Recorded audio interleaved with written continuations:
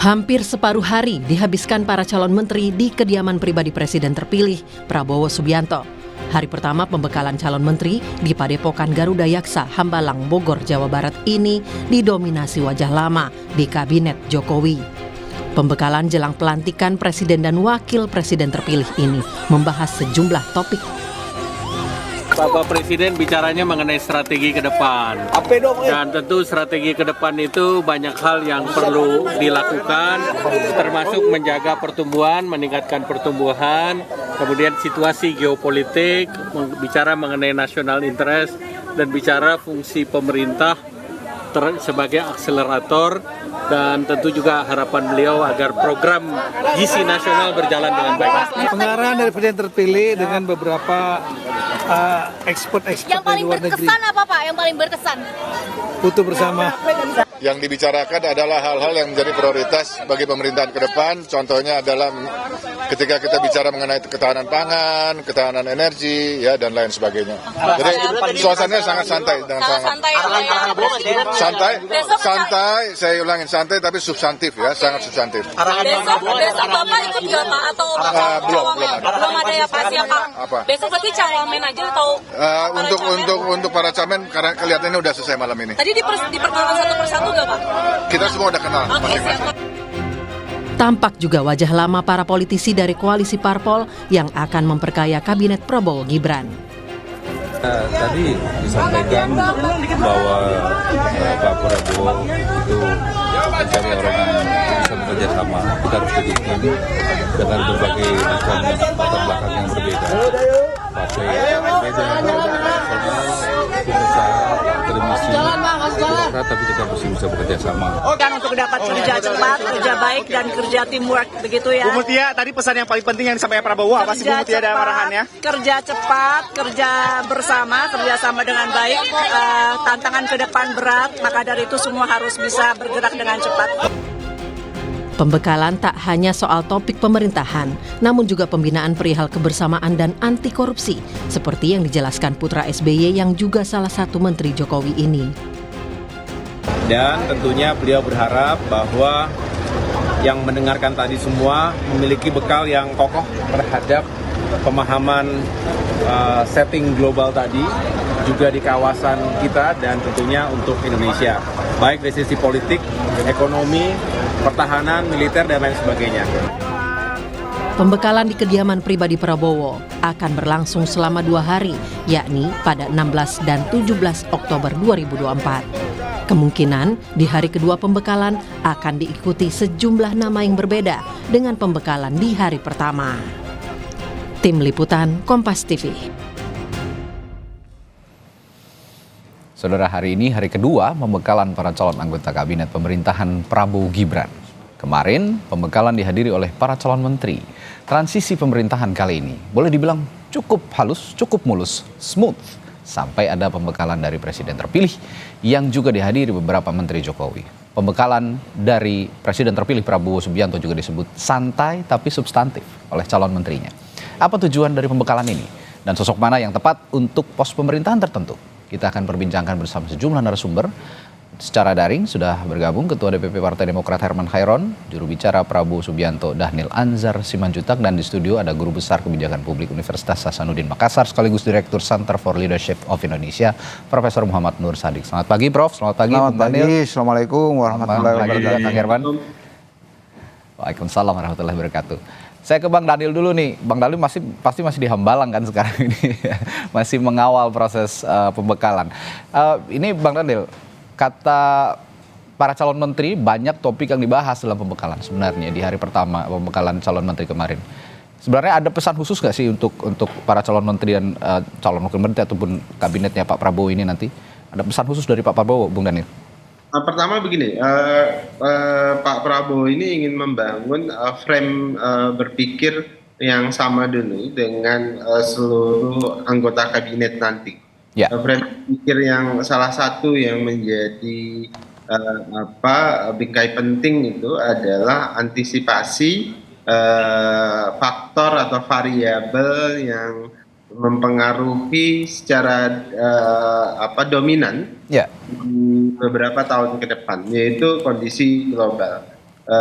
kondisi geopolitik dan geostrategis. Makanya hampir di setiap momentum Pak Prabowo itu selalu menyarankan, bahkan merekomendasikan, mengendorse beberapa analis global terkait dengan kondisi geopolitik dan geostrategis. Misalnya analis-analis yang suka yang sering dibuat atau ditulis oleh John Mearsheimer misalnya, kemudian terkait dengan geopolitik dan geostrategis. Terkait Pak Prabowo memilih politik hubungan luar negeri yang realis begitu. Kemudian beliau selalu mengendorse supaya semua pimpinan kabinet nanti, anggota-anggota kabinet nanti memahami banyak perubahan-perubahan tatanan dunia. Makanya kemudian direkomendasikan supaya baca buku yang ditulis oleh Ray Dalio,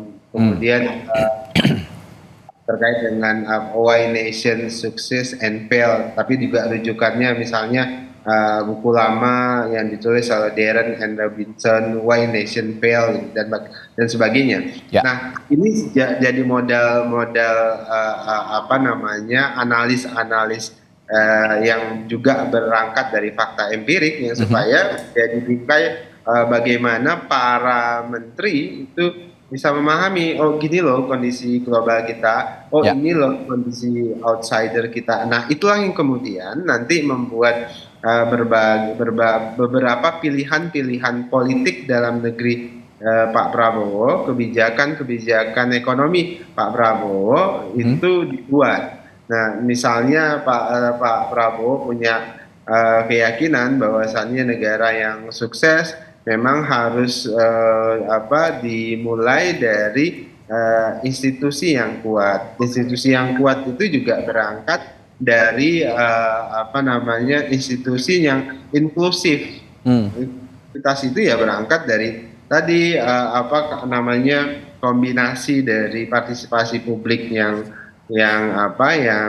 baik, tapi juga kolaborasi yang juga kuat. Itulah kenapa Pak Prabowo memilih hari ini politik dalam negeri kita itu adalah politik kolaboratif untuk memastikan kita kompak di dalam negeri untuk berhadapan dengan kondisi global yang sangat dinamis, bahkan bisa punya kecenderungan anarkis terkait dengan kondisi geopolitik dan geostrategis di luar sana.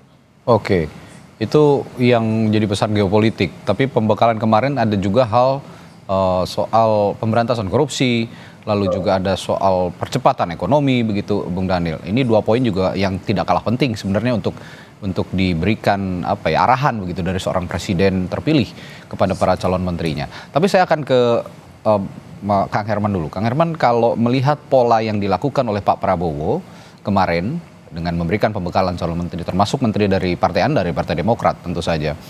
Anda sejauh ini melihatnya bagaimana? Apakah ini satu hal yang positif untuk menjalani pemerintahan 5 tahun ke depan?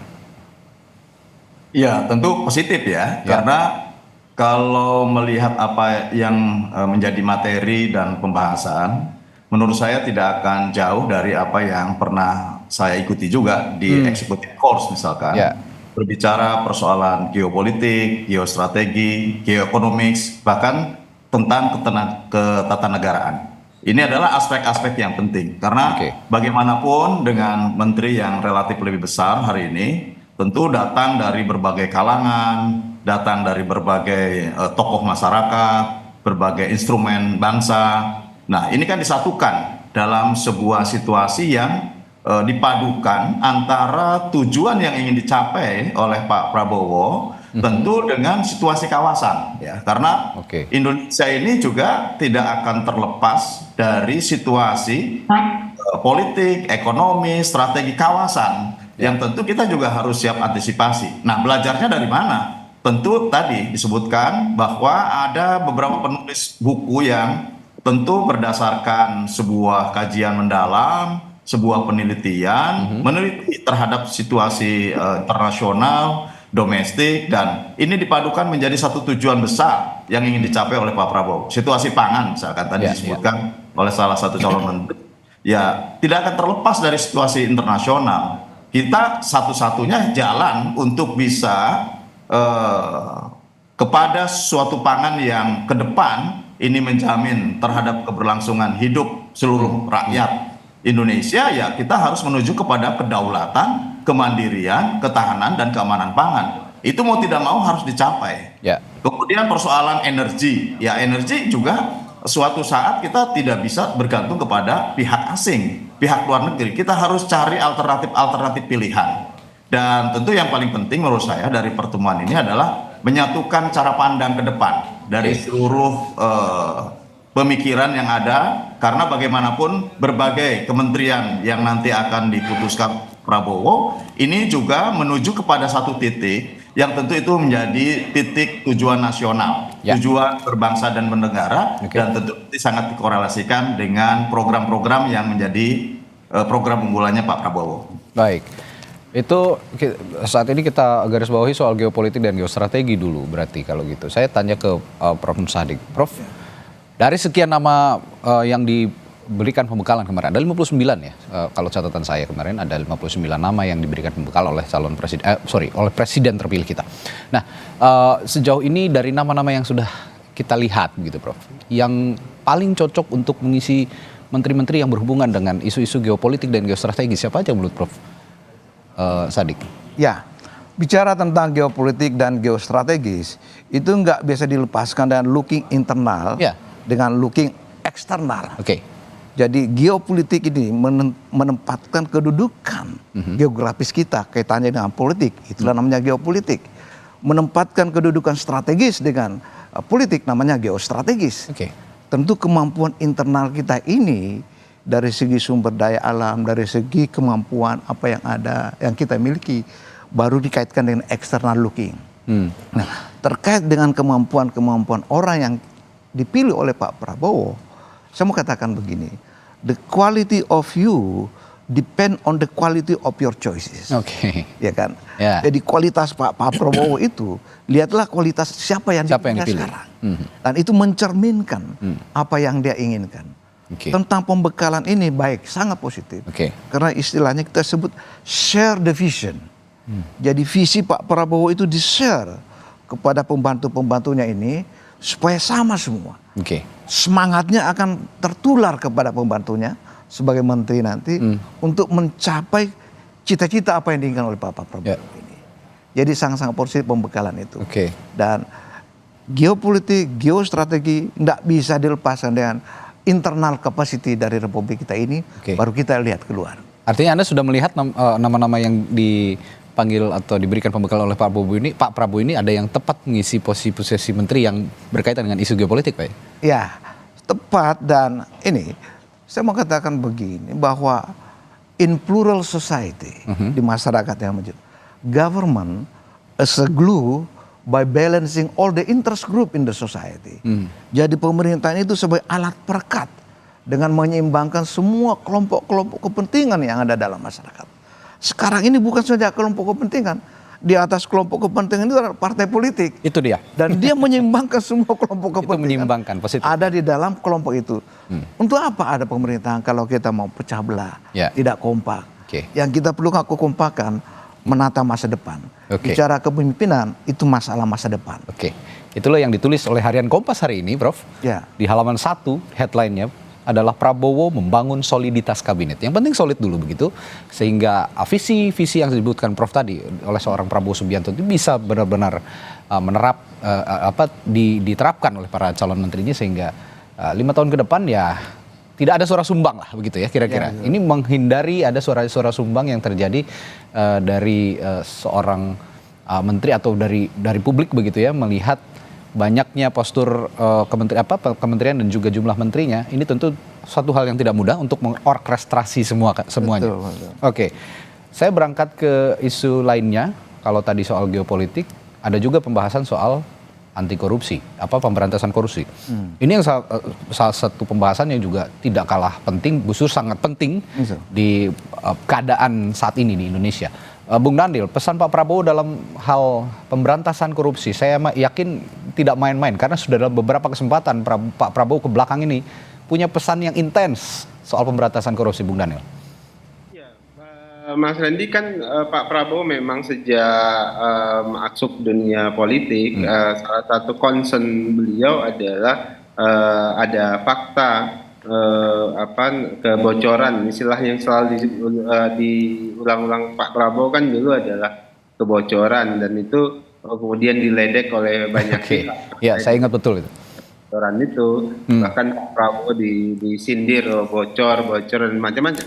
Nah, kemudian itu terus berlanjut. Bahkan ketika Pak Prabowo menerima calon-calon menteri dari para ketua-ketua umum partai, salah satu pesan penting yang disampaikan Pak Prabowo itu adalah Pak Prabowo ingin memastikan menteri yang dititipkan atau diajukan partai itu tidak ditugaskan untuk mengakumulasikan dana partai melalui tugas-tugas mereka di menteri dan sebagainya. Jadi mereka harus bebas dari perilaku berburu rente di atau berburu rente di tugas-tugas mereka sebagai pembantu Pak Prabowo. Itu yang ingin dipastikan oleh Pak Prabowo. Karena Pak Prabowo sadar betul, tadi saya sebutkan di awal, syarat utama kemajuan itu adalah institusi yang inklusif. Yang inklusif itu artinya dia juga membuka ruang bagi partisipasi publik di satu sisi. Di sisi lain dia memiliki transparansi dan akuntabilitas yang kuat. Artinya sikap anti korupsi itu menjadi salah satu syarat pertama dan utama dalam mengakselerasi agenda pembangunan Indonesia di 5 tahun ke depan. Nah, jadi wanti-wanti ini serius disampaikan Pak Prabowo. Bahkan banyak kata-kata yang agak bombastis, misalnya akan saya kejar sampai ke antariksa. Itu sebenarnya ada simbolik pesan yang kuat yang ingin disampaikan Pak Prabowo kepada para menterinya, para pembantunya, pun demikian dengan masyarakat. Nah, karena kalau kita diskusi belakangan dengan Pak Prabowo terkait agenda pemberantasan korupsi ini harus digerakkan secara holistik. Kenapa? Karena kami agak bersepakat dengan hipotesisnya Bung Hatta dulu. Yang mengatakan Indonesia ini agaknya korupsi itu sudah menjadi budaya. Nah, ini sangat berbahaya. Nah, hipotesis Bung Hatta ini harus dijawab dan di dalam tanda kutip digagalkan dengan tentu membangun budaya baru yang namanya budaya anti korupsi. Nah, itu yang ingin didorong Pak Prabowo, termasuk pesan ini disampaikan ke sektor pendidikan, karena kerja-kerja anti korupsi itu tidak bisa hanya sekedar kerja-kerja jangka pendek, tapi juga dia kerja jangka panjang. Kerja jangka panjang melalui mana? Melalui pendidikan. Ya. Sejak dini bahkan sangat penting, saya sepakat dengan Bung Daniel, sangat penting untuk pemberantasan korupsi ini sejak dini dipupuk dalam sektor pendidikan. Dari mulai tingkatan yang paling dasar begitu ya, pendidikan dasar sampai tinggi. Saya sepakat dan saya memahami betul konsistensi Pak Prabowo sejak pilpres sebelumnya dengan Anda yang katakan tadi.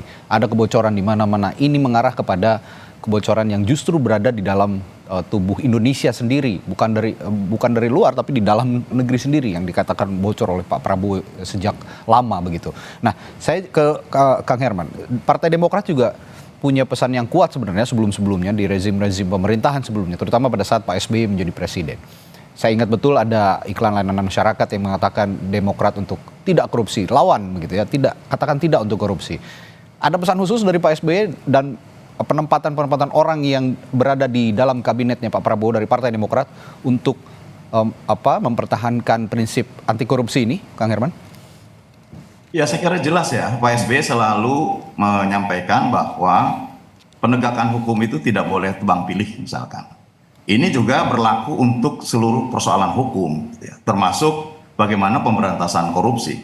Ya. Kita bisa melihatlah di era Pak SBY bagaimana hukum betul-betul ya secara adil ditegakkan. Ya. Dan oleh karena itu, seperti yang saya dengar langsung dari Pak Prabowo dalam executive course di Kohor 8 kemarin, saya juga bagaimana melihat ada semangat, ya, ada semangat yang tinggi dari Pak Prabowo untuk pemberantasan korupsi. Dan ini saya yakini bahwa Pak Prabowo memiliki data. Pasti ada data yang menyebabkan bahwa kenapa pembangunan sampai saat ini dengan besaran APBN saat ini dan kemampuan sumber daya alam yang tentu semestinya sudah bisa memberikan kontribusi besar di dalam kesejahteraan masyarakat, pembangunan bangsa, pertumbuhan ekonomi, dan lain sebagainya. Mungkin ini yang kemudian menjadi keprihatinan dan salah satu yang menyebabkan ketidakefektifan dari serapan anggaran adalah persoalan korupsi. Dan oleh karena itu menurut saya memang ini harus betul-betul ditegakkan. Dan ini harus menjadi komitmen. Bukan hanya kemudian menjadi komitmen Pak Prabowo sebagai presiden, tapi harus menjadi komitmen seluruh instrumen bangsa. Bahwa sesungguhnya ini ada uang negara, ada uang rakyat yang harus efektif kepada rakyat. Dan tentu jangan kemudian ya tegas-tegasnya bahwa jangan sampai makan uang negara lah begitu. Artinya ini sebuah ketegasan yang luar biasa dan menumbuhkan semangat baru dalam pemberantasan korupsi. Oke, dari sisi kebijakan publik, Prof. Sadik, kalau melihat isu pemberantasan korupsi ini sepertinya isu yang paling sangat diperhatikan oleh publik gitu kira-kira. Dari kacamata kebijakan publik, saya akan tanyakan kepada Prof. nanti bagaimana seorang Prabowo Subianto bisa memberikan pemahaman betul kepada publik bahwa saya berkomitmen untuk memberantas korupsi dan itu akan diwujudkan. Saya akan tanyakan hal itu, tapi dijawab dulu ya Prof. Akan kembali sesaat lagi di Sapa Indonesia Pagi. Anda menyaksikan Breaking News Kompas TV, masih memantau suasana atau situasi paling akhir saat pembekalan para calon menteri dan wakil menteri yang diadakan oleh seorang presiden terpilih Prabowo Subianto di kediamannya di Hambalang, Bogor, Jawa Barat. Pembekalan sudah berlangsung sejak kemarin sebenarnya saudara di kediaman Pak Prabowo di Hambalang, Bogor, Jawa Barat, dan sejumlah menteri diberikan materi pembekalan yang cukup intens sejak pagi kemarin hingga malam hari sepertinya, dan hari ini dilanjutkan oleh Prabowo Subianto dan juga para calon menteri di sana. Ada beberapa materi pembekalan, kalau kemarin membahas soal geopolitik, geostrategis, lalu juga isu pemberantasan korupsi, serta percepatan ekonomi. Sepertinya hari ini akan juga ada hal yang dibahas yang cukup intens yang akan diberikan kepada para calon menteri yang akan mengisi kabinet Prabowo Gibran selama 5 tahun ke depan.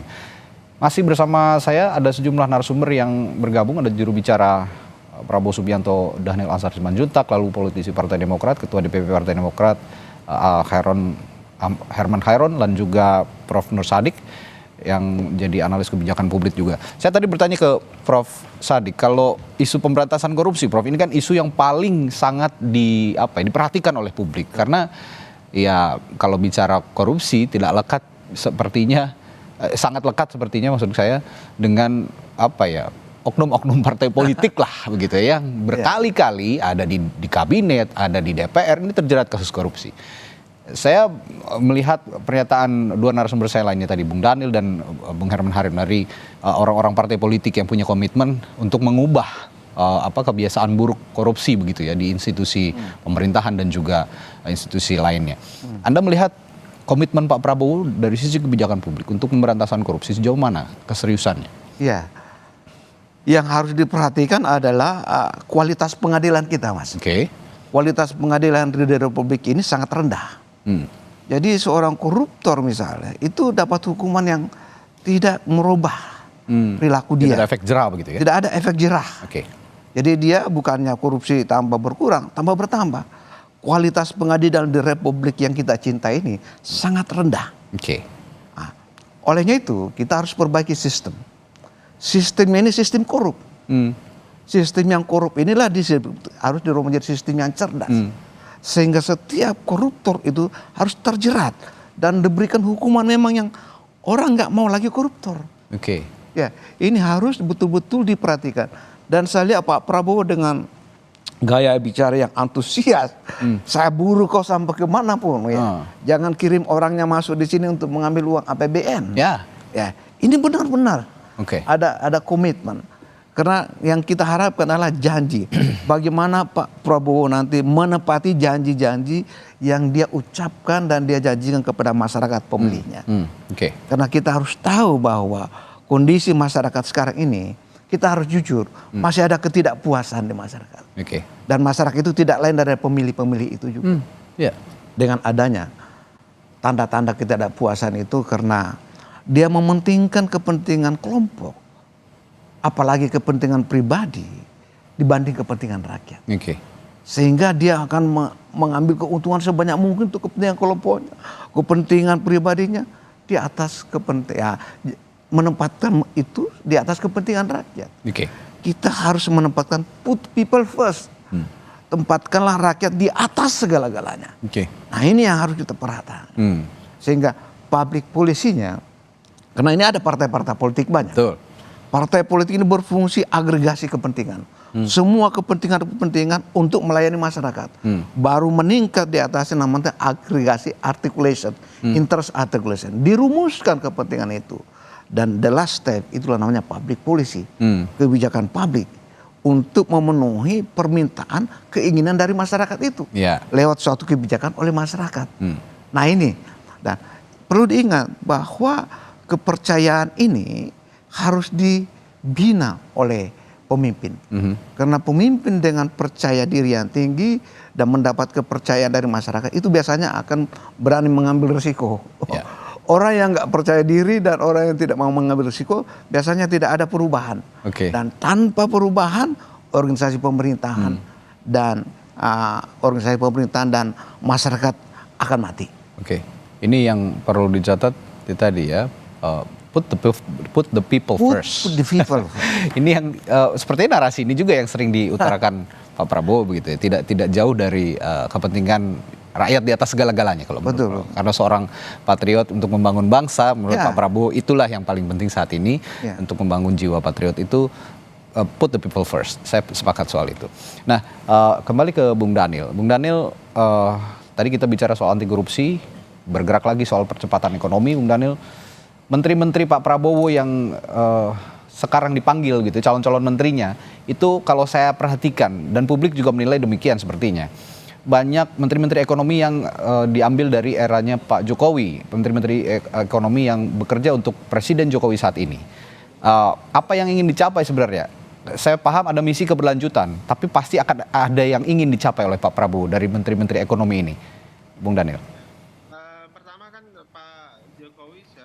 Ekonomi berhasil menjaga stabilitas ekonomi pas dijaga dan sebagainya itu relatif baik ya, dan itu adalah hasil kerja beberapa tim ekonomi yang ada pada saat ini. Di tengah situasi dinamika yang terjadi terutama terkait dengan COVID-19.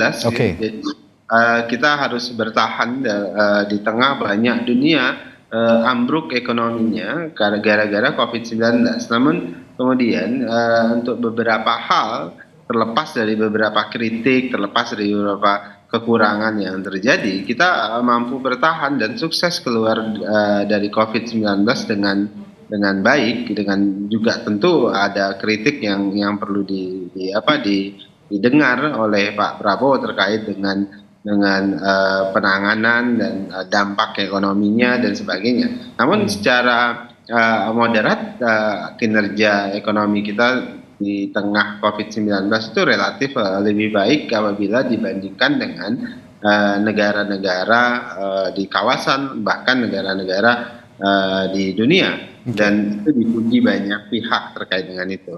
Nah, kedua tentu ya tadi seperti Anda sebutkan Mas Randy, ini kan agenda keberlanjutan ini membutuhkan pemahaman yang keberlanjutan juga, artinya tim-tim lama yang juga sudah bekerja bersama-sama dengan Pak Prabowo, karena Pak Prabowo di dalam kabinet juga itu paham betul apa yang harus dan perlu dilakukan di 5 tahun ke depan, sehingga Pak Prabowo tidak perlu melakukan cancel culture, istilah saya itu. Kompas juga sering menggunakan istilah cancel culture, artinya yang sudah dilanjutkan dianggap baik itu harus kemudian diakumulasikan menjadi kemajuan yang baru. Itu yang kemudian saya sering sebut sebagai istilah accumulative advantage. Jadi kita mengakumulasikan kemajuan-kemajuan, keberhasilan-keberhasilan yang sudah dilakukan oleh Pak Jokowi, yang sudah dilakukan oleh Pak SBY misalnya di masanya, pun demikian yang sudah dan pernah dilakukan Bu Megawati dan seterusnya. Itu yang kemudian nanti akan menjadi kemajuan yang baru, kemajuan Indonesia Raya, kira-kira begitu. Oke, ini yang disusun termasuk juga rencana strategis ya, biasanya ada Renstra begitu, rencana strategis jangka panjang yang ingin dicapai oleh Pak Prabowo dalam bidang ekonomi, percepatan ekonomi. Nah, ekonomi atau percepatan ekonomi juga tidak kalah seksi. Ini isu yang sangat diperhatikan oleh publik begitu kira-kira. Banyak masyarakat yang menantikan turunnya harga pangan begitu ya, turunnya bahan pokok. Ini juga hal-hal yang sangat mendasar yang diperhatikan oleh masyarakat saat ini. Ini kesulitan yang hari demi hari dirasakan oleh masyarakat. Kang Herman, dari menteri-menteri yang ada di kabinetnya Pak Jokowi saat ini, lalu sepertinya juga akan diteruskan ke kabinetnya Pak Prabowo nanti. Demokrat juga saya yakin akan berperan aktif dalam dalam hal percepatan ekonomi dan memberikan pesan khusus terhadap kabinet atau kader-kader yang akan duduk di kabinetnya Pak Prabowo nanti. Kalau dari Demokrat sendiri melihat keberlanjutan menteri yang diambil oleh Pak Prabowo dari Pak Jokowi, bagaimana sejauh ini? Ya, pertama tentu persoalan menteri adalah hak prerogatifnya Presiden. Ya. Jadi itu adalah kewenangannya Pak Prabowo. Namun saya melihat ada keyakinan dalam diri Pak Prabowo bahwa ada tim yang ini untuk tetap dipertahankan. Tim ini mampu untuk bisa menjawab tantangan perekonomian ke depan. Dan tentu yang paling penting adalah bagaimana mengakselerate ya, melakukan akselerasi sehingga pertumbuhan ekonominya bisa lebih baik dan lebih tinggi. Dan tentu kalau melihat apa yang harus dituju, kita bisa melihat dari program kampanyenya Pak Prabowo ya, terkait dengan Astacita. Dalam Astacita kita bisa melihat bagaimana targeting yang ini secara rasional ini bisa dicapai.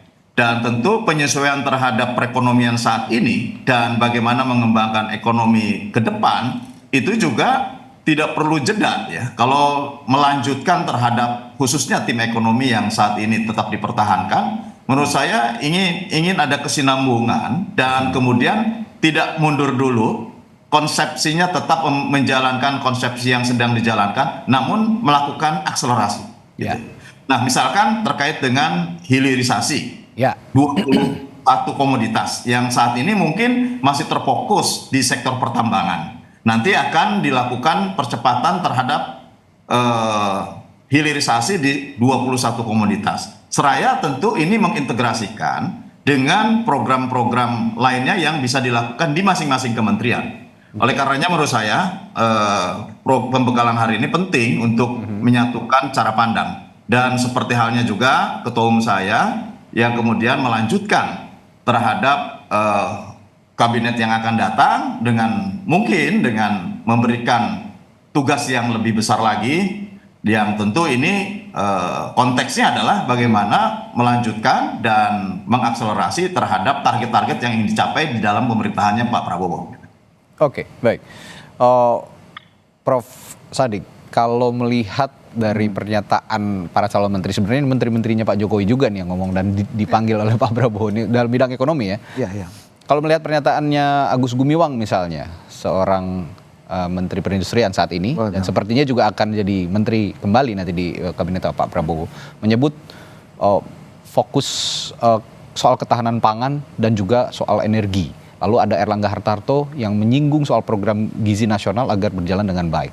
Dari pernyataan-pernyataan ini, apakah sudah benar-benar menjawab keinginan publik untuk memberikan stabilisasi ekonomi di Indonesia, terutama ekonomi mikro yang dirasakan langsung oleh masyarakat? Ya, saya start dengan data dari Badan Pusat Statistik. Jumlah kemiskinan di Republik kita ini 25,22 juta orang per Maret 2024. Jumlah pengangguran terbuka buat kita masih di sekitar 5,8% per Juni 2024 dari Badan Pusat Statistik. Ini berarti masih banyak permasalahan yang dihadapi. Sebenarnya dalam pemerintahan yang baik dan masyarakat yang baik sangat simpel. Kalau semua anggota masyarakat tidak lagi mempersoalkan gender, ras, agama, etnis, suku untuk bisa akses dalam perbaikan hidupnya, dalam segala aspek kehidupan maupun aspek ekonomi, pendidikan, kesejahteraan. Nah, tidak ada penghambat untuk berprestasi.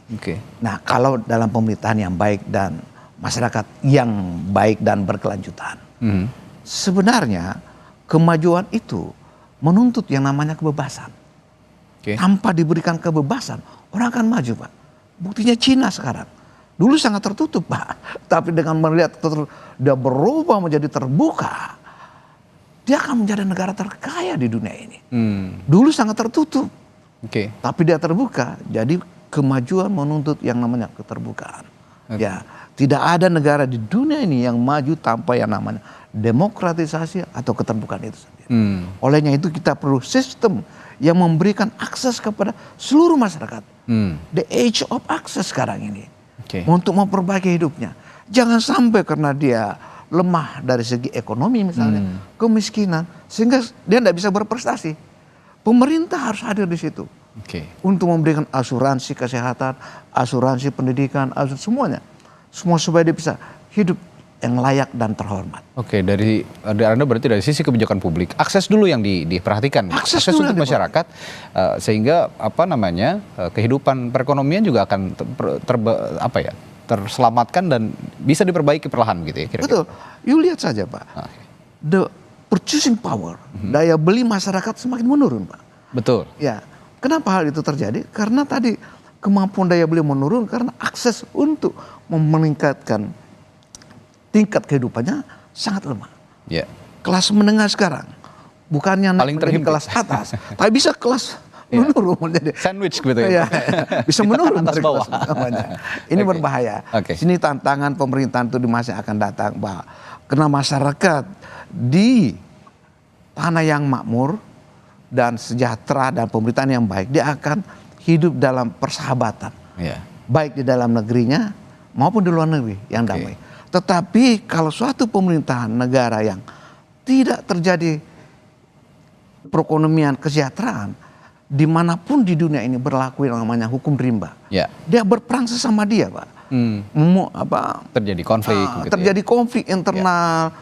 Itu terjadi di Afrika, Amerika Tengah, di Asia, karena pemerintahan yang tidak terlalu menjaga dia punya tingkat perekonomiannya yang tinggi, sehingga rakyatnya tidak makmur, tidak sejahtera.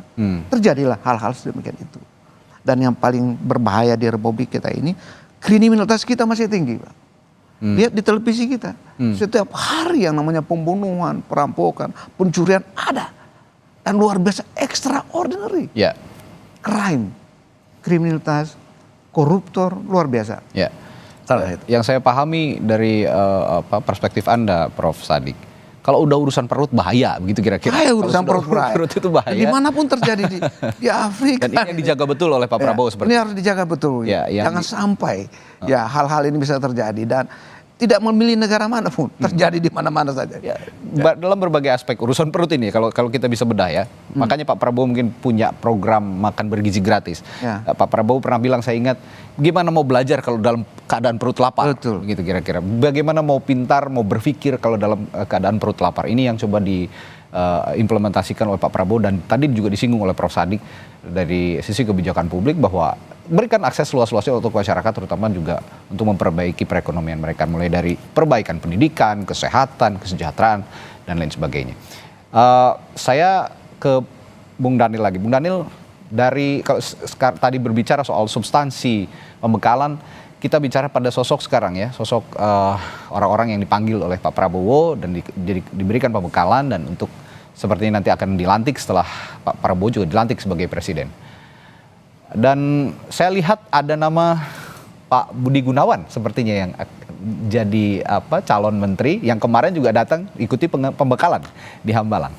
Ini ada pesan khusus untuk nama Budi Gunawan, Bung Daniel, dan apa kaitannya dengan PDI Perjuangan? Iya, ini kan kabinet kolaborasi, artinya semua unsur yang memiliki kekuatan, kemudian kekuatan politik maksud saya, kemudian kompetensi itu sangat dibutuhkan di kabinet Pak Prabowo Subianto. Secara politik tentu ini membutuhkan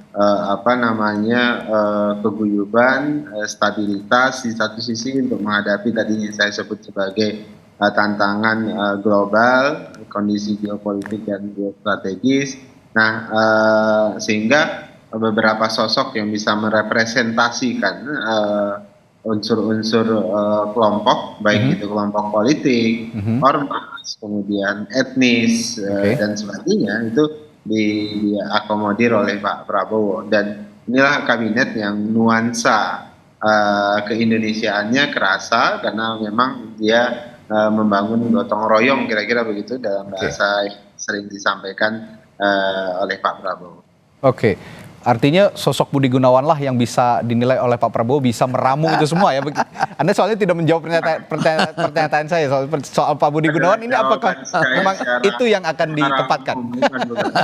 Yang saya maksud adalah kabinet secara umum. Tapi kalau penunjukan Pak Budi Gunawan tentu saya tidak punya otoritas untuk ya, baik. Hak prerogatif Pak Prabowo. Namun secara umum dari semua kombinasi persona yang ada dalam kabinet ini, ya itulah tujuan utama Pak Prabowo. Baik. Tapi pertanyaan saya selanjutnya tadi yang belum terjawab, adakah hubungannya dengan PDI Perjuangan, Bung Daniel? Saya tidak dalam porsi untuk menjawab. Oke. Ya, tapi publik menganggap bahwa kehadiran seorang Budi Gunawan ini sepertinya ada kaitannya juga dengan PDI Perjuangan. Tapi kita nantikan, itu semua betul. Tidak tahu apakah Pak Budi Gunawan kader PDIP atau bukan. Oke. Baik. Belum jelas. Tidak tahu apakah Pak Budi Gunawan dulu di PIN itu merepresentasikan PDIP atau bukan. Yang bisa menjawab Pak Budi Gunawan PDIP. Meski atau publik, Anda yang bisa menyimpulkan. Ya, publik memang yang menyimpulkan bahwa sejauh ini yang menyimpulkan bahwa ada kedekatan gitu ya dari Pak Budi Gunawan dengan PDI Perjuangan, sehingga dikait-kaitkan dengan keberadaan PDI Perjuangan di dalam internal kabinet ya Pak Prabowo. Terakhir saya ke Bung Herman. Kang Herman, kalau melihat komposisi kabinet sekarang, ada nama dua kader Anda juga ya, kader Partai Demokrat begitu ya, ada Bung Teguh Rifki dan juga Bung Ketua Umum Anda ya, Agus Harimurti Yudhoyono. Sepertinya dua nama ini yang akan menduduki posisi-posisi penting. Sudah diinformasikan Demokrat dua nama ini akan mengisi posisi apa? Ya, kita tunggu saja. Kalau posisinya apa, tentu nanti secara definitif akan disampaikan oleh Pak Prabowo. Namun saya kira kader-kader Partai Demokrat tentu akan mampu untuk bisa menjawab tantangan dan bahkan untuk mengakselerasi terhadap program-program Pak Prabowo. Karena memang kami di Demokrat sendiri terus digodok, terus dididik, dan bahkan Pak SBY tidak pernah berhenti untuk terus meningkatkan kapasitas dan kemampuan para kadernya jika memang dibutuhkan oleh pemerintah ini. Dan saya meyakini ya, Mas Agus juga kita bisa melihat bagaimana beberapa waktu yang lalu, meskipun dalam waktu yang sangat pendek dipercaya dalam kabinetnya Presiden Jokowi, tetapi bisa menunjukkan bahwa kapasitas kepemimpinan, kapasitas sebagai anak bangsa yang tentu diberikan amanah untuk menjadi Menteri ATR BPN bisa dijalankan dengan baik. Bahkan yang selama ini mungkin sangat langka, bagaimana gebuk mafia, memberantas mafia pertanahan, ini dijalankan secara baik dan ini diakui oleh beberapa kalangan. Ya, saya juga banyak teman, sahabat yang tentu juga memberikan apresiasi. Oleh karenanya ke depan mudah-mudahan ini akan memperkuat ya, karena ada program-program besar Pak Prabowo yang tentu ini juga membutuhkan dukungan fiskal negara yang cukup tinggi. Oleh karenanya mudah-mudahan program besar tadi ya mampu untuk didorong oleh para menteri-menterinya yang memiliki kapasitas, memiliki kemampuan, dan tadi dengan prinsip kolaboratif, tentu mudah-mudahan ini adalah keguyuban seluruh anak bangsa untuk bisa mencapai tujuan-tujuan yang ingin dicapai, dan bahkan saya kira tujuan besarnya adalah menjadi transformasi untuk menuju Indonesia Emas 2045. Oke, ini satu hal yang positif kalau kita simak perbicaraan kita pagi hari ini, bahwa ada pembekalan para calon menteri gitu, dengan penempatan-penempatan kader-kader partai politik terbaik yang juga diharapkan oleh publik bisa sangat profesional. Mengingat pesan Pak Prabowo adalah profesionalisme nomor 1, terlepas dari apapun latar belakangnya, mau partai politik, teknokrat, birokrat, profesionalitas nomor 1. Itu yang jadi pesan Pak Prabowo, dan semoga bisa dihayati oleh semua para calon menteri. Baik, terima kasih juru bicara juru bicara Pak Prabowo Subianto, Bung Daniel Anzar Simanjuntak, selalu juga Ketua DPP Partai Demokrat, Bung Herman Hairon telah bergabung di Breaking News Kompas TV.